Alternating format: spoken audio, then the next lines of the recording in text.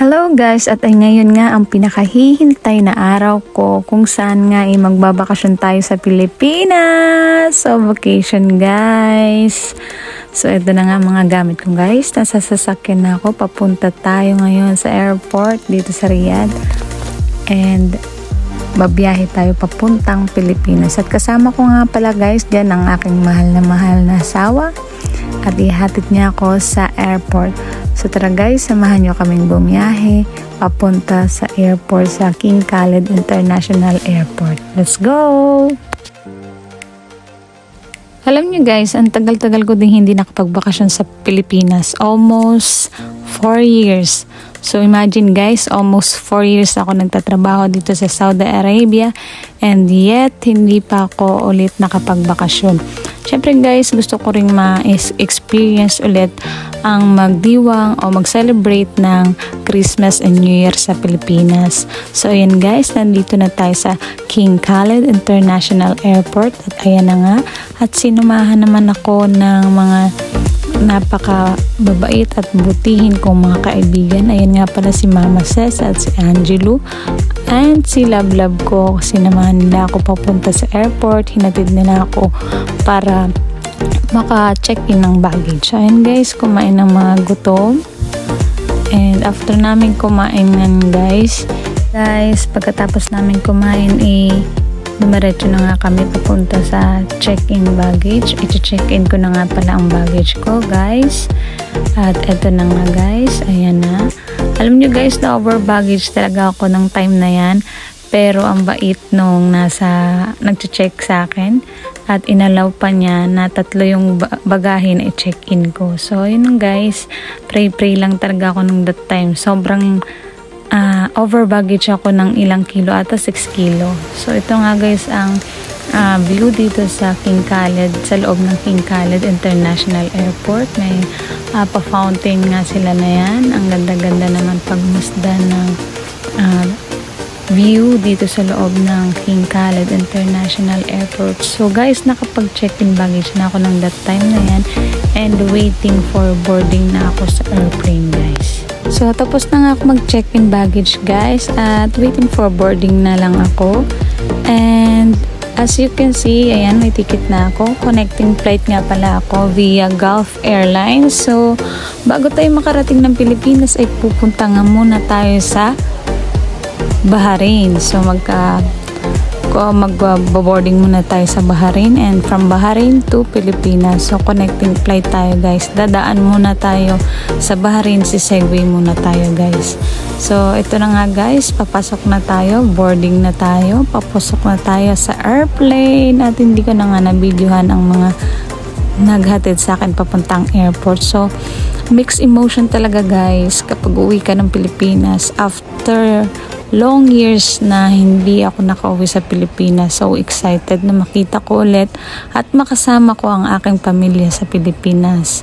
So this is it guys, papasok na tayo at nandito na nga tayo sa airplane guys. Kung makikita nyo, ayan, nakaupo na tayo sa airplane and hintay na lang natin na lumipad at biyahe na tayo papuntang Bahrain muna tayo guys. So sasegue muna tayo ng biyahe papuntang Bahrain. As you can see guys, ang ganda ng kanilang facilities dito, yung kanilang CR, malinis talaga. Maganda rin ang Gulf Airlines. And last na vacation ko is year 2019 via Emirates naman ako noon. Ngayon nag-Gulf ako. Ang mahal pala talaga ng ticket kapag peak season o Christmas season ka uuwi. So guys, itong video ito is na-take ko pa nung last Christmas. So ngayon ko lang talaga siya na-edit at i-vlog ko. So ngayon lang nagka-time para i-edit ko. So yan na guys, lilipad na ang airplane. Tara na. So ang sarap sa feeling, nalilisanin ko muna ng panandalian ng Saudi Arabia at babalik muna ako sa aking hometown na Pilipinas. So guys, this is it. Konting minuto at oras is lalapag na tayo sa Bahrain. And then after Bahrain, pupunta na tayo ng Pilipinas. Syempre guys, ito yung pinakihintay ko sa airplane palagi, ang pagkain. Yan talagang hinihintay ko kasi gusto ko ma-experience kung ano yung iba't ibang mga pagkain na binibigay nila sa tuwing may flight ang isang mga pasahero. Syempre, last 2019 na-experience ko ang Emirates Airlines. So, ngayon naman ang Gulf Airlines. So, yun nga ang unang binigay nilang pagkain, guys. So, after nyan, may meal pa. So, ano lang muna siya, parang tinapay lang muna ang binigay nila. And then, parang 1 hour lang kasi yung biyahe ko papuntang Bahrain, guys. So, talagang snack lang yung binigay nila. Pero, Bahrain to Philippines, so parang heavy meal yung ibibigay nila. So, ayun na nga guys, touchdown. Nandito na tayo sa airport. We landed sa airport ng Bahrain. Ayan, pababa na nga po tayo ng airplane. So, tara samahan nyo ako guys. At tingnan natin kung gaano kaganda ang airport ng Bahrain.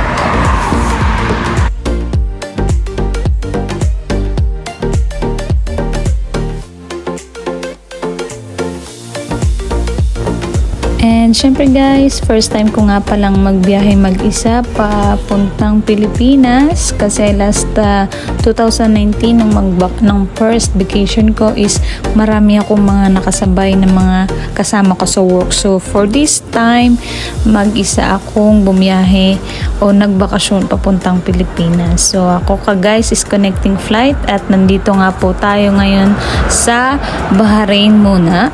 After ng Bahrain, saka tayo lilipad papuntang Pilipinas. So, talagang magastos umuwi ng Christmas, guys.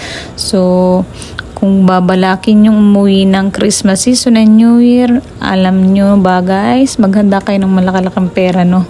Talagang magugulat kayo sa presyo ng mga bilihin sa Pilipinas. Alam nyo naman guys, yan, legit na legit bilang OFW. So, yun nga guys, nandito na ulit ako. Pumili na naman tayo sa airlines naman papuntang Pilipinas na tayo guys. So for boarding na tayo under Gulf Airline pa din guys. So medyo mahal nga pala ang ticket kapag babiyahe ka ng December o kung pinaplano nyo umuwi ng December. So first time ko talagang mag-try. So guys, ayan guys, nandito na ulit tayo sa airplane. So itong pinakahintay ko ang pagkain. Gutom na talaga ako guys. So ayan nga, kung makita nyo ng mga nagagandahang binibini ang ng Gulf Airlines ang nagsaserve ng pagkain. So guys, napaka-excited ko ng mga time na yan. And talagang mixed emotion ako kasi after 4 years finally nakapagbakasyon ulit ako. Ayan na, nakikita ko ng isa sa mga isla ng Pilipinas and konting sandali na lamang ay makikita ko na ang aking mga mahal sa buhay. So, ayun na nga guys, nandito na tayo, arriving at naiya na tayo, sa arrival na tayo guys. Finally, makikita ko na rin ang aking mga kapatid na nagsundo sa akin ng mga time na yan. So, time na yan, damang-dama ang simoy ng Pasko guys. So, dumating talaga ako sa Pilipinas November 27. So, sulit na sulit ang 45 days ko. Diyan ako nagpasko at nag-New Year. So, mabigat-bigat sa bulsa. So, yun guys, inantay ko yung aking baggage. And then, after ng baggage na makuha, ayan na guys sila. Ang mga family ko na nagsundo sa akin, ang mga kapatid ko. At ito na nga guys, finally nasa Pilipinas na tayo. Makikita nyo naman ang labas ng airport ng Naiya. So guys, this is it. Ayan na sila, mga kasama ko na sila. At ayan nga guys, kumain muna kami at nagpicture-picture after that. So yun lamang at maraming salamat sa inyong pagsubaybay. Hanggang sa muli!